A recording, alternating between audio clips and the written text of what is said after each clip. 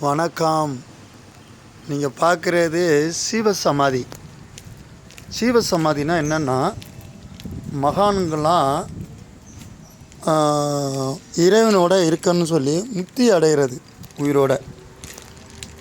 அந்த மகான் இருக்கிற இடம் என்னென்னா இதுதான். இந்த மகான் 1903 சீவசமாதியாக அமர்ந்த இடம். 67 1967 இந்த மகான், சாரி நான் சொன்னது பிறந்தது தான் 3, அவர் சமாதி ஆனது 67. இந்த மகானை பொறுத்த வரைக்கும் இது எங்கே இருக்கிறாருன்னா, குற்றாலத்துக்கு பக்கத்தில் சித்ரா நதியா, இந்த குற்றாலத்துலேருந்து சித்ரா நதி, இது சித்ரா நதியில், இது குற்றாலத்துலேருந்து என்ன இது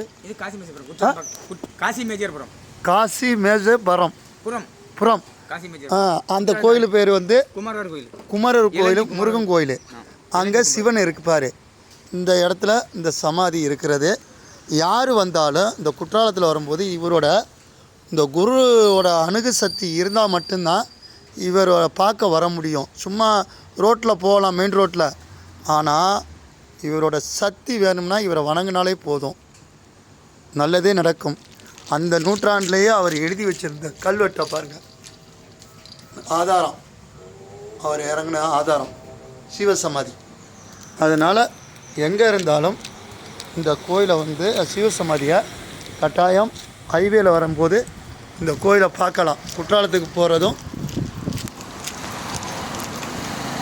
இந்த பாருங்க, இது மதுரை போகிற ரோடு, இது குற்றாலம் போகிற ரோடு, இது நம்ம ரோடு. நல்லது.